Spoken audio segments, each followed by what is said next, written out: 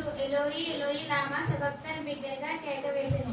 ఆ మాటకు నా దేవా ఎందుకు నా చేయి విడుచున్నావు అని అర్థం. ఆమేన్.